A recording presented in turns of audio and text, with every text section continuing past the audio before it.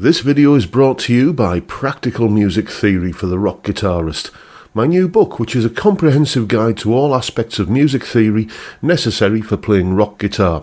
From blues to the cycle of fifths, from understanding and using modes to choosing the right notes for a melodic solo, from pentatonic scales to chord construction and keys.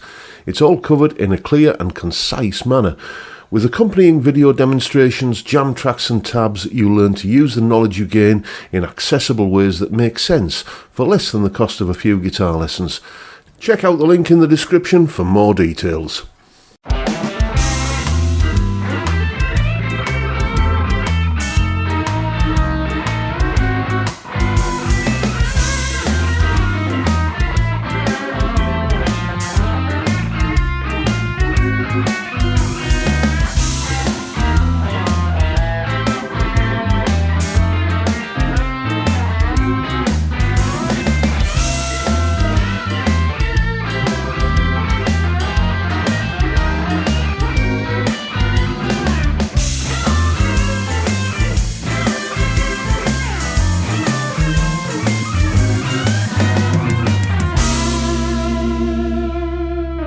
Hello chaps, welcome once again to John Robson Guitar Tuition. As always, I do hope you're well. That was me having a little bit of fun over a chord sequence sent in as part of the question that we're dealing with today, because today is Wednesday, and on Wednesdays we deal with viewers' questions. So before we get into the meat of what we're going to talk about today, I'll just mention that if you have any questions or queries of a music or guitar related nature and you think I'm the chap to answer them, then get in touch. You can see the website address there at the top of the screen, link in the description, use the email form there, or you can leave a comment below this or any of my other videos, or you can just use my email address, jrguitartuition@gmail.com. One chap who did exactly that is someone you've seen on the channel before, my old mate from the Netherlands, Edwin he's called, and this was his question. Hi John, I've been invited to play a guitar solo on one of the YouTube projects of my brother. It's quite a challenging chord progression, and I would like to ask if you could give me some hints and tips on what to play on the various key changes in the song, and just the best scales to play during the song. Maybe also an idea for a Wednesday viewers question video, a recorded guitar lesson. Cheers, Edwin. And Edwin sent me the chord sequence, and, I put that little backing track together and had a bit of a solo over the top of it. So, here's a little bit of a Zoom call between myself and Edwin, and where I kind of go into exactly the kind of ways I was thinking as I was recording that solo. So, Edwin, we've got this chord sequence that we need to take a look at. You sent it over to me along with, a basic sort of rendition of it. So let's put this up on screen, and I'll type it in, and get ready, because here come the typos. The chord progression is, let's move it down the page a little bit, it goes like this. It goes C7. Yeah. To A minor 7. Yeah. To F7. Yeah. And I just need to move something our way out of the screen. There we go. And then we go to an A flat 7. Yeah. To a G7. Yeah. Like that. That part, is that part in the introduction as well, or are you going to capture that later? We can. Well, I haven't done any kind of demo for the introduction part, but we can talk about that later.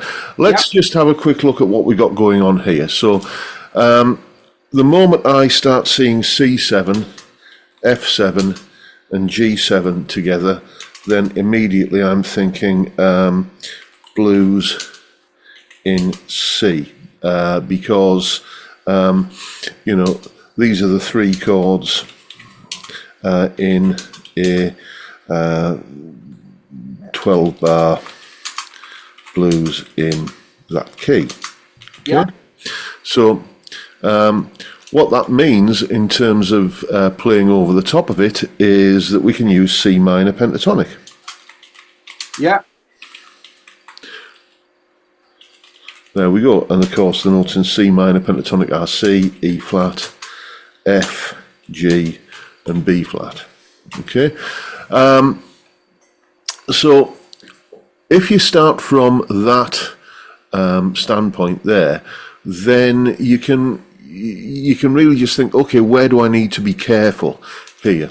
Well, I would say avoid staying too long on the E flat over A minor 7. Okay, so what I would do there is maybe think C major pentatonic. Yeah. Which is C, D, E, G, A, which is of course the same thing as A minor pentatonic. I think I started the solo that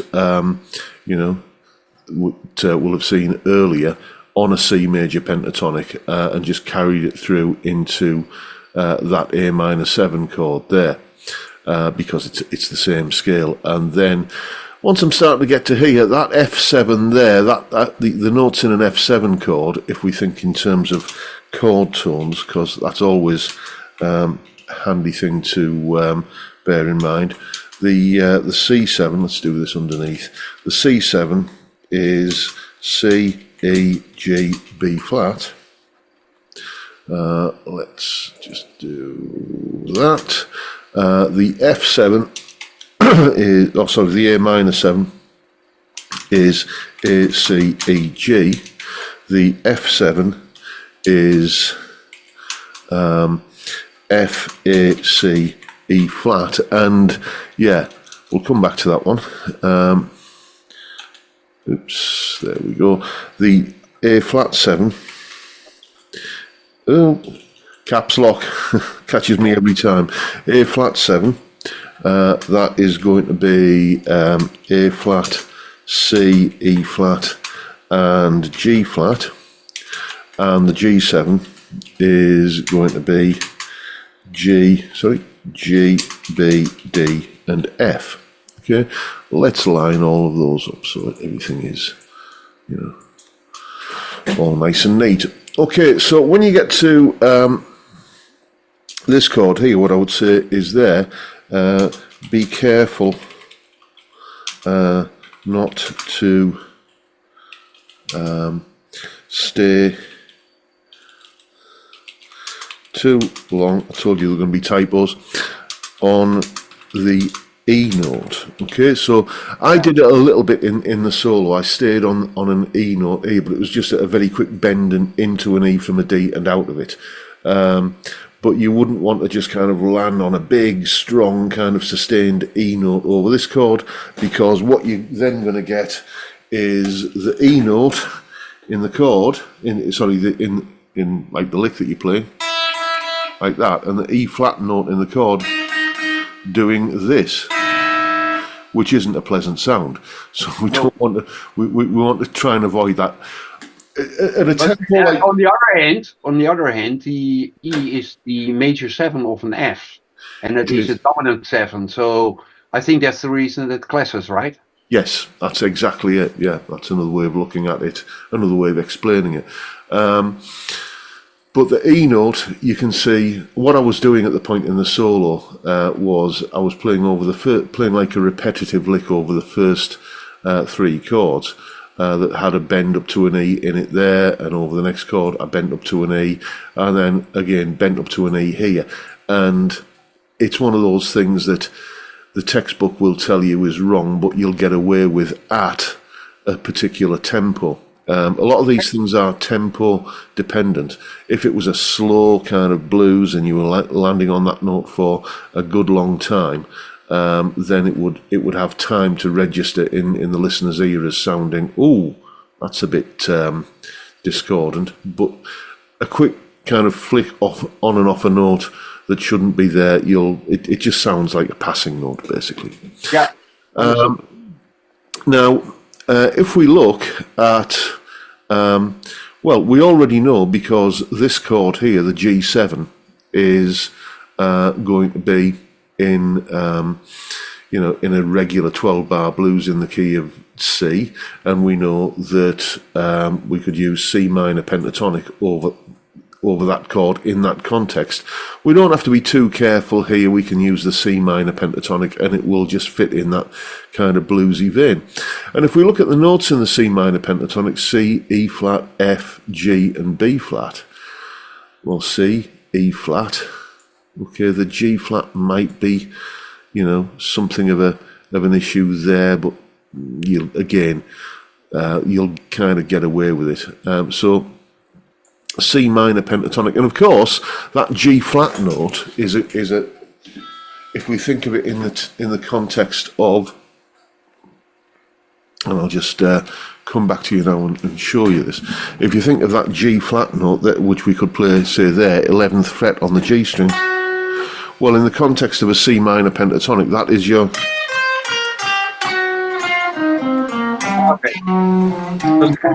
that's your kind of, your flat 5 or your sharp 4 blue note. So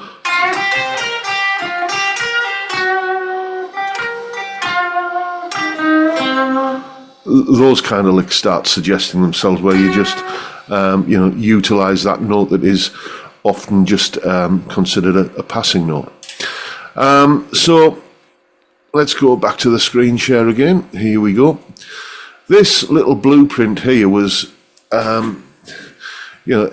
essentially what I was thinking as I was playing that solo. That solo is, by the way, a waltz and all first take. So it was a fun little thing to do. Is it the best thing I could have played over this? But no, I think it's got a... Oh, but it will certainly help for me to develop a solo on it. Yeah. I have another question. Sorry. No, fire away. Okay, so after this, because it changed chord keys quite often, the song, as you have noticed. After this, it goes into B flat 7 chord progression, right? Yep. What would you advise to do there? I did some experiments, and basically I do a chromatic rundown to the B flat from a C minor pentatonic lick. But what would you advise to do there? So from this chord progression into the next part of the song, it's a bridge part in B flat. Yeah, okay, I'm just looking at the chord sequence now. So we've got B flat 7, E flat 7, F, A flat 7 and G7. Okay, so let's get that written out. It's not, I don't have to play the solo over it, but I have to land on a note in the B flat 7. Because that's and there the singer picks up again, but that has to feel natural that I'm somewhere ending on that B flat 7 there. Let me just write out the chord sequence and then we can discuss it. You're not sharing your screen. Oh, sorry. No, it's okay. It's okay. The viewers at home, they see a guy typing. They better see it on the screen, right? F7, A flat 7 and G7. Right, okay. So where have you gone? There you are. So I do that all the time. So we've got F7, F7,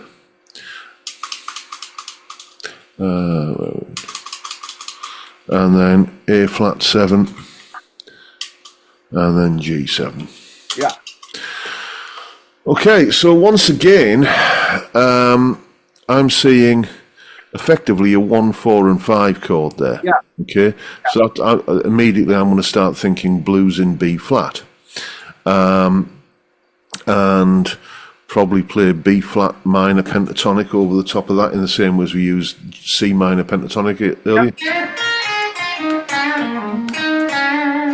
Like that.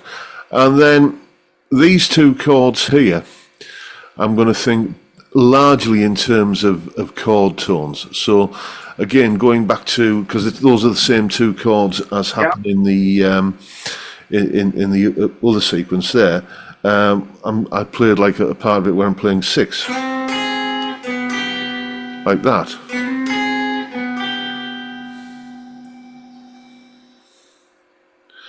Or another thing you can do is use the. I think I did this in the. There's my phone pinging. Let's see what that was. Not me this time. Nothing important. So we've got the tritone that's in each of those seventh chords, like that. So between the third and the flat seventh. You know.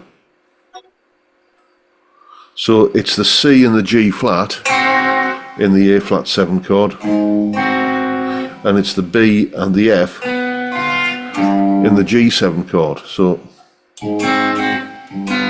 like that. So that kind of lick is always an effective thing to do, and there was a place in the original solo where I did. Now, this transition from playing essentially in the kind of C blues kind of thing into the B flat blues, a good way to do any kind of transition when you're moving from one key centre to another is to look for common tones. Okay? So, for example, if you're kind of merrily playing away in your C minor here,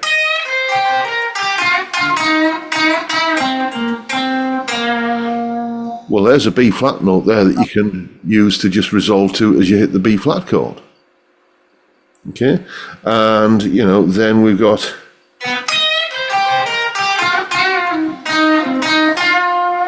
the F note will be a good resolution point as well.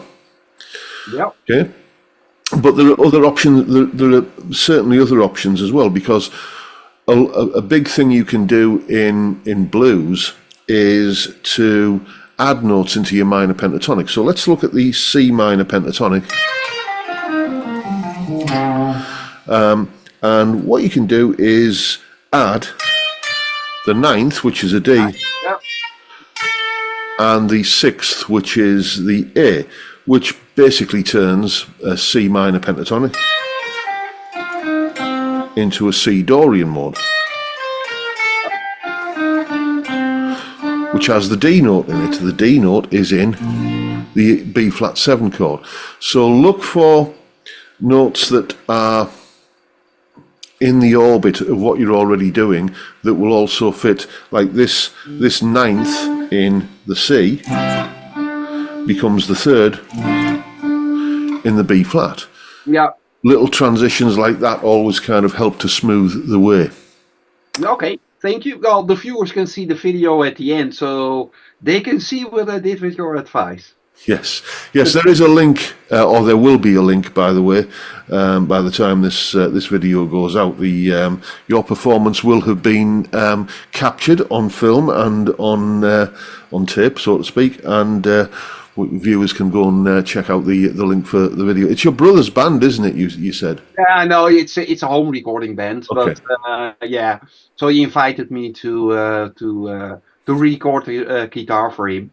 But for me, it looks like a little bit of a, let's call it politely, a kind of crazy chord progression, which it isn't. But it is a little bit out of the box and out of my comfort zone. So therefore, I ask your help, John.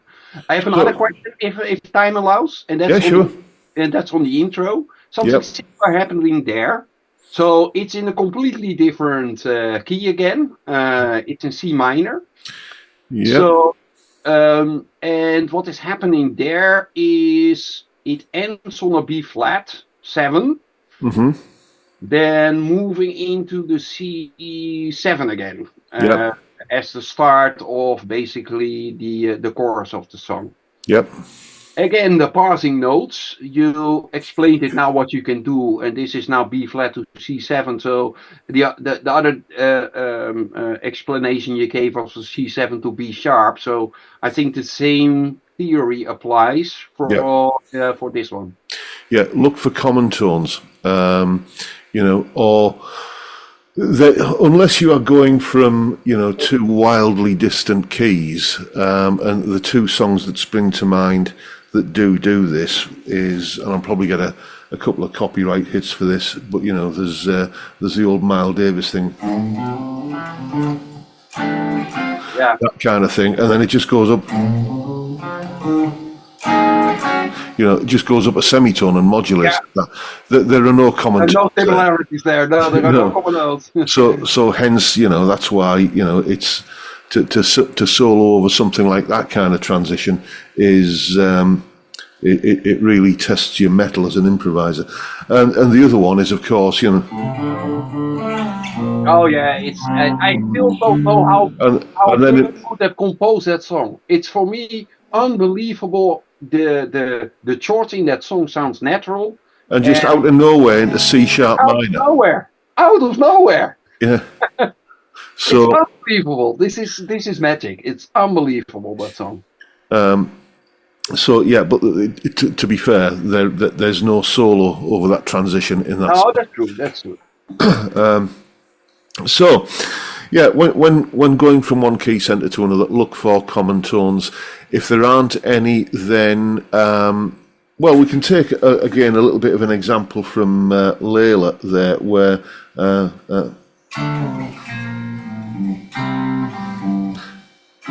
and then into C sharp minor. The lead part, such as it is there, just takes the C note that the kind of famous lead part includes there.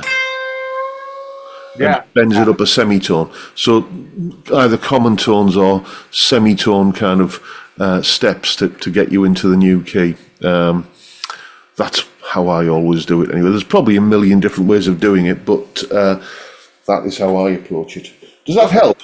Yeah, it certainly helps, especially in the moving from one key to another key. I was a little bit struggling there, so that really helps. I have another question for you, John. In my network, people are asking, "Do you know a good guitar teacher?" And of course, I do know a good guitar teacher. But do you have room for additional students? Do you have time and space that you can accept new students? I do. It's all dependent upon obviously certain parts of the day are busier than others. So, for instance, evenings and weekends are pretty solidly booked. But where are we now? It's we're sort of 2 p.m. UK time here. So that's always there's always kind of vacancies around about that time of day. May I talk to your viewers then for 1 second? Yeah. Guys, recommend him because he's a very good guitar teacher. Look at my video and that can be you. Thank you, Edwin. What a ringing endorsement. Thank you. I'm blushing. That's the least I can do, mate. And as usual, you'll find a full tab for that little solo at the start of the video in both Guitar Pro and PDF formats, and the backing track that I created based upon Edwin's chord sequence that you heard us talking about there. All of that is up on Patreon. There's the address, link in the description. As I'm sure you know by now, it's £3 or $3 a month or thereabouts, and you get all of these additional goodies that go along with these YouTube videos. And of course, a massive thank you to everyone who supports me in that or any of the other ways, all of which are linked down in the description as well. And of course, a massive thank you to Edwin for taking part in this video and for that ringing endorsement that made me blush at the end of the Zoom call. Thank you, Edwin. You are a gentleman. And if you're interested in seeing how Edwin got on with this, then the video that he created, or that he was part of his brother's YouTube project, that's now up and live. So I will put a link to that in the description as well. Go and check out what Edwin did with the information we covered in the lesson. But that is the video for today, folks. Hope you've enjoyed what you've seen and found it useful and informative in some small way. And if that's the case, please hit the subscribe button and the notification bell if you haven't already done so. Why not drop me a link as well while you're at it? Don't forget the live stream every Friday, 5 p.m. UK time. We drink beer and talk about stuff, music, guitars, whatever. It's a great way to kick off the weekend, and Edwin's usually there as well. And I hope you can join us as well if you can make it. I'd love to see you there. But for now, I'll bid you all a good day and say thank you so much for watching. Thank you for your time. Look after yourselves, folks. Stay well, stay safe, and above all, stay sane. Bye for now.